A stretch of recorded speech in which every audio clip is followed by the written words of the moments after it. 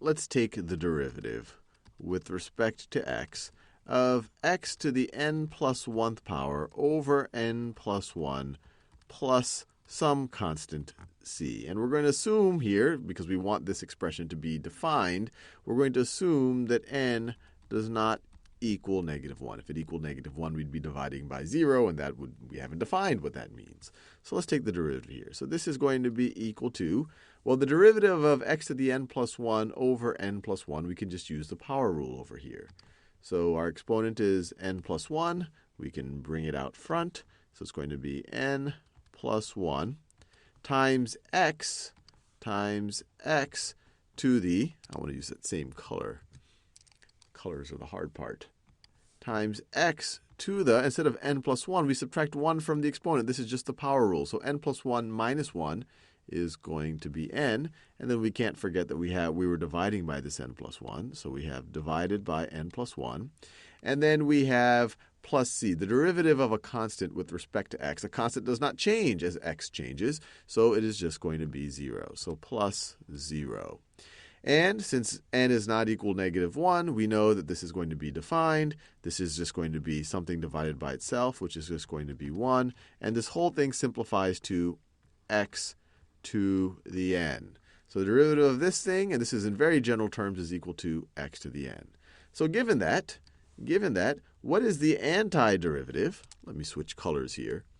What is the antiderivative of x to the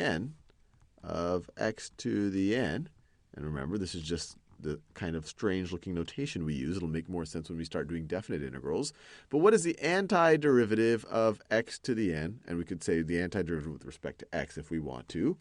And another way of calling this is the indefinite integral. Indefinite integral.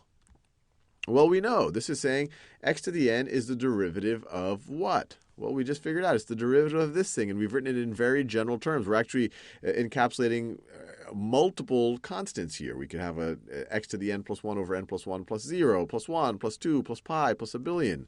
So this is going to be equal to x to the n plus 1 over n plus 1 plus c. So this is pretty powerful. You can kind of view this as the reverse power rule. And it applies for any n as long as n does not equal -1. Let me make that very clear. N does not equal -1. Once again, this thing would be undefined if n were equal to -1. So let's do a couple of examples just to apply this. You could call it the reverse power rule if you want, or the anti-power rule. So let's take the antiderivative of x to the 5th power. What is the antiderivative of x to the 5th? Well, all we have to say is, well, look, the 5 is equal to the n. We just have to increment the exponent by 1. So this is going to be equal to x to the 5 plus 1 power. And then we divide by that same value. Whatever the exponent was, when you increment it by 1, we divide by that same value, divided by 5 plus 1. And, of course, we want to encapsulate all of the possible antiderivatives. So you put the c right over there. So this is going to be equal to x to the 6th over 6 plus c. And you can verify. Take the derivative of this using the power rule. You indeed get x to the 5th. Let's try another one. Let's try, and I'll do it in blue. Let's try the antiderivative of, let's make it interesting. Let's make it 5 times x to the -2 power dx.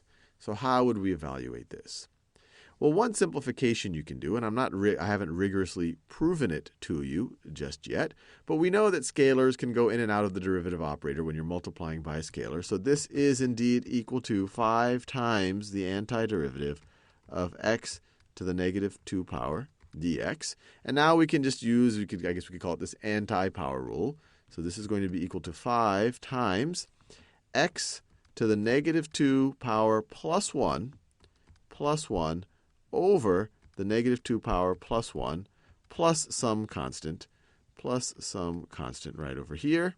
And then we can rewrite this as 5 times -2 power plus 1 is x to the -1 over -2 plus 1 is -1 plus some constant.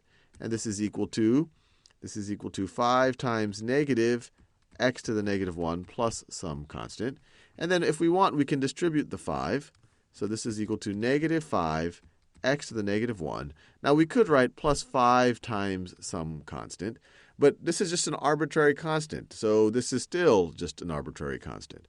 So maybe we could have written of this, if you wanted to show this different constants, you could say this is C1, C1, C1. You multiply 5 times C1, you get another constant. We could just call that C, which is equal to 5 times C1.